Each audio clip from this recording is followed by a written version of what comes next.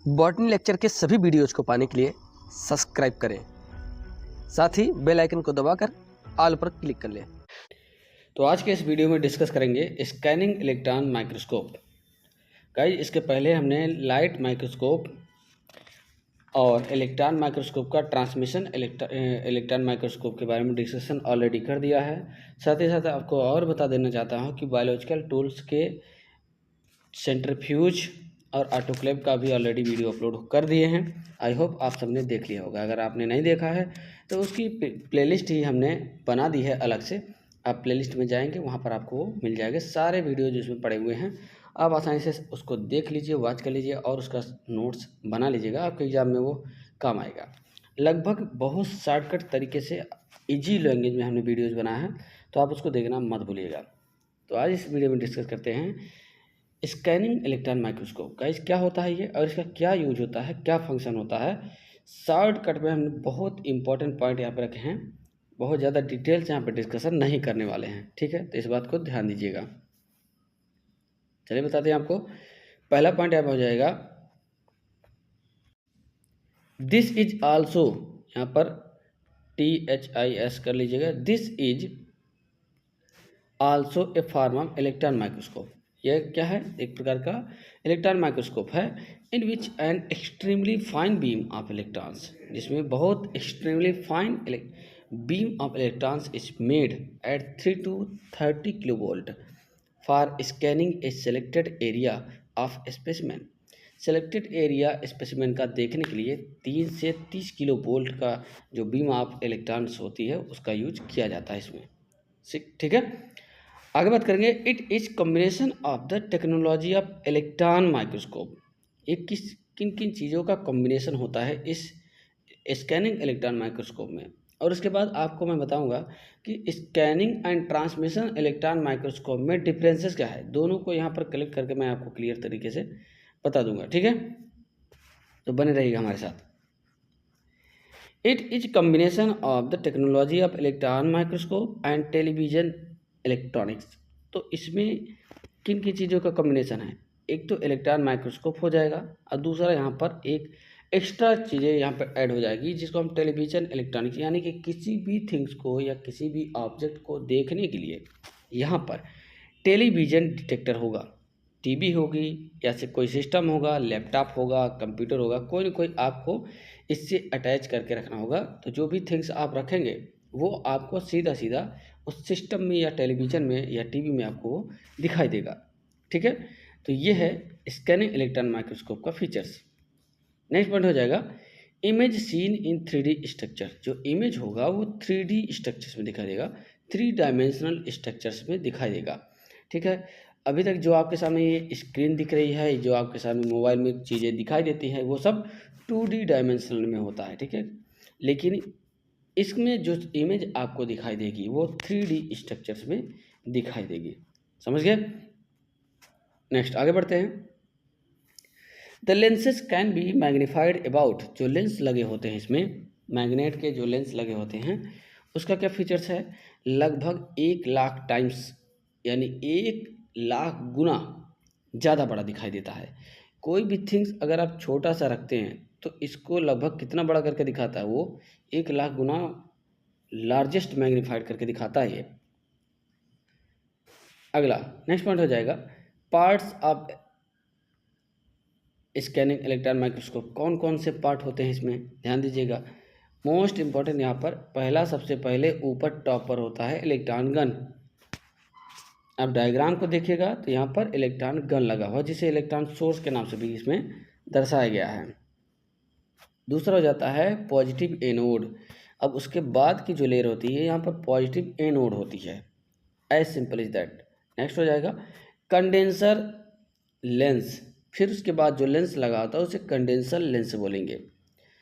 उसके बाद scanning coil. अब यहाँ पर इंटरमीडिएट में यहाँ पर स्कैनिंग कॉयल होता है। इस डायग्राम में ऐसा कुछ भी दिखाया नहीं गया है, बहरहाल यहाँ पर आप देख लीजिए कि यहाँ पर स्कैनिंग कॉयल होना अनिवार्य है अगर वो स्कैनिंग इलेक्ट्रॉन माइक्रोस्कोप है तो। अब इस चित्र को देखिए, इसको हमने बनाया है तो इसमें क्लियर तरीके से यहाँ पर दिख रहा है आपको। सबसे पहले इलेक्ट्रॉन गन दिखाई देगा, पॉजिटिव एनोड की जो प्लेट होती है वो दिखाई देगा, और उसके बाद जो लेंस लगा होगा कंडेंसर लेंस होगा, देन उसके बाद यहाँ पर जो कॉइल लगा होगा वो स्कैनिंग कॉइल होगा, यानी कि जो इमेज होगा उसको स्कैन करने का काम यहीं से होगा। जब इलेक्ट्रॉन बीम्स इस पर पड़ती है तो जो थिंग्स है वो बहुत आसानी से स्कैन कर लिया जाता है। आगे नेक्स्ट में हो जाएगा जो अगला लेंस होगा वो हो जाएगा ऑब्जेक्टिव लेंस, जो कि यहाँ पर BSE डिटेक्टर के नाम से लिखा हुआ है। तो यहाँ पर देखिएगा कि जो लेंस होगा अब उसे हम ऑब्जेक्टिव लेंस बोलेंगे, ठीक है। ऑब्जेक्टिव लेंस के बाद जो यहाँ पर प्लेट होगी या स्टेज होगा जिस पर हम सैंपल रखे होंगे, या फिर इसको हम क्या कह सकते हैं, स्पेसिमेन या थिंग्स, ऑब्जेक्ट, कुछ भी आप कह सकते हैं जो आप रखे हैं, ठीक है।